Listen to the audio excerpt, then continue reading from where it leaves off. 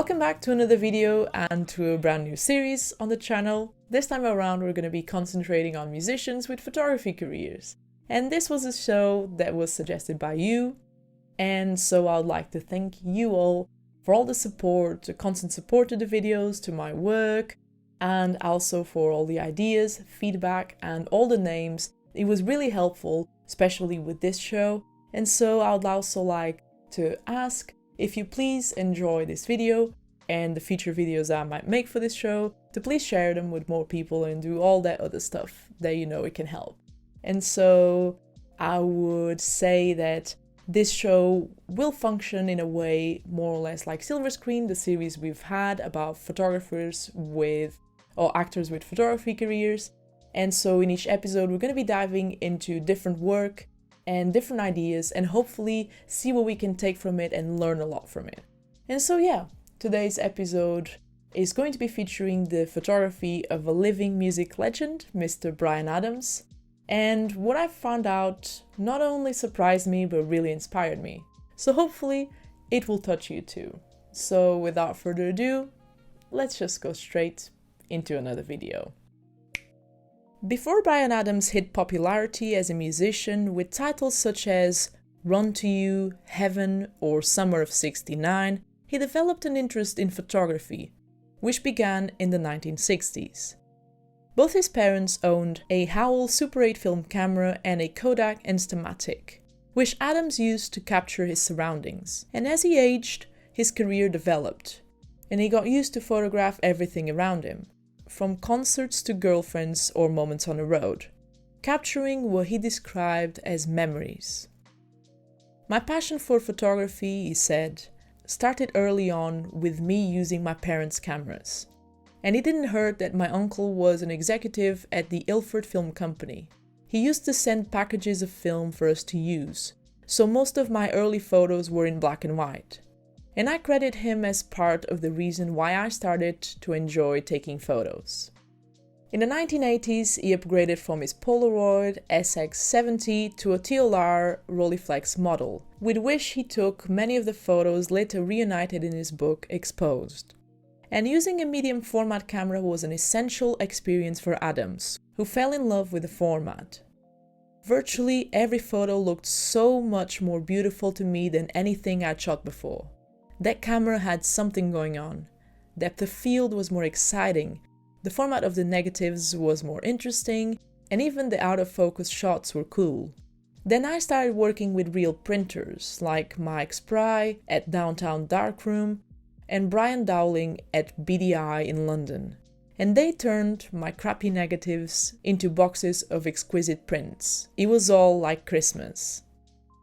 In the 1990s, Adams continued photographing and experimenting with different formats, from 35mm with a Leica M6 to medium format 6x7 with a Mamiya RZ, and even an 8x10 Deardorff large format camera, with which he tried to photograph at some point the Queen of England.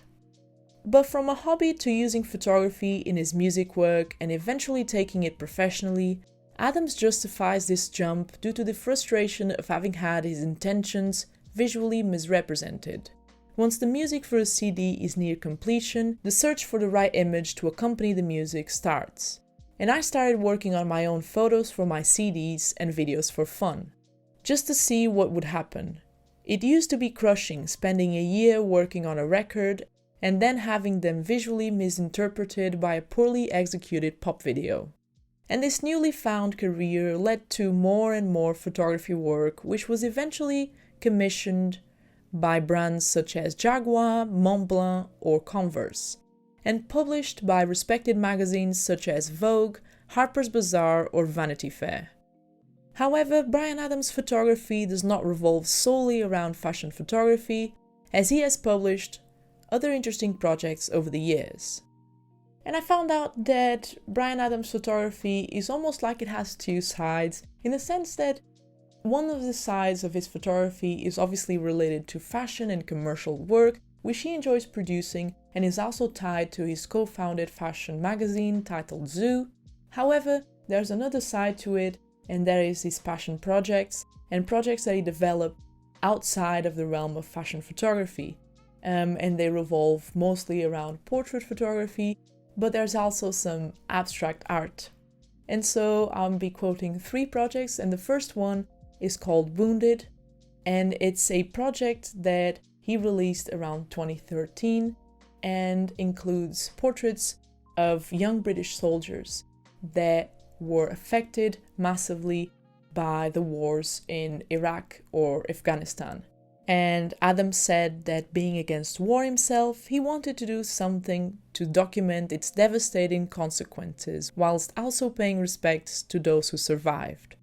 And in line with this more social conscientious work is Bryan's book Homeless, which was published in 2019 and reunites portraits of homeless London street vendors for the Big Issue magazine. And the third project, and perhaps one of the most interesting projects Adams worked on, and it was released in 2016. And it features abstract work the artist captured on the Isle of Mustique in the West Indies. And he describes this book as being a testament to the Earth's incredible beauty, which he believes and sees it as being abstract and fluid. And we've seen here on the channel, with the work of other photographers, the idea of capturing beauty on Earth. But I think this is the dimension that we were missing, which is the idea of Earth and everything around us to have an abstract beauty inherent to its own existence. And I took a special interest in this last project that I mentioned because it posed a question for me, which is, where do we draw a line as creators to what we want to create for ourselves or to our liking, to our identity, and how does that fit to an audience? And how do we make it fit, whether that is a movie, a photo, a book that we wrote, to an audience that reads, that sees, that feels, and that might not take a deeper interest in what we want to do or what we've done with our project as we, the creators, have. And so this is an important question because it leads to what a lot of people, especially creative people that, put a lot of work outside, and put a lot of work out in the world, battle with, which is not so much the feedback, but the idea of creating for an audience. And sometimes the intimacy connected to each project and the idea of being so personal makes it harder and makes this sort of like an ongoing, battle of forces. And ultimately, your art should be seen by others. So it's fair to say that we create for both us and others. And going through Bryan Adams' photography, I realized that even though he does have commercial work that he loves producing, he also understood at some point in time the importance of opportunity and passion in the work he does, and in following his passion projects. And I think this is a great piece of advice for us creators to keep pushing forward with our own creativity. And if sometimes we have to dedicate a few hours to a side passion project just for the sake of our sanity and contentment, then we should do it. Because majority of the time, those are the projects that keep reminding us why we started in the first place. And I dare to say that yet again, here we are taking really important notes and retaining really important information that can be helpful to us as creators, as creative people, as photographers, filmmakers, whatever it is. And so, in a more or less non-formal perspective, I'll put it this way. And yeah, I guess it's been all for today. I really enjoyed going through Bryan Adams' photography, so I hope you enjoyed going through it with me as well. And yeah, stick around for more episodes because we've got a lot to discover, and some things I've got in store will definitely surprise you. And I'll be dropping my email down below in the video description if you guys have any ideas, feedback, any materials that you want to submit for videos, for, just about other photographers. Sometimes you guys send me books and other things that I think is really cool. It really helps me and I really learn a lot. And as someone who is forever curious about anything and everything, I'm always grateful for that. So yeah, I'd like to say my goodbyes now.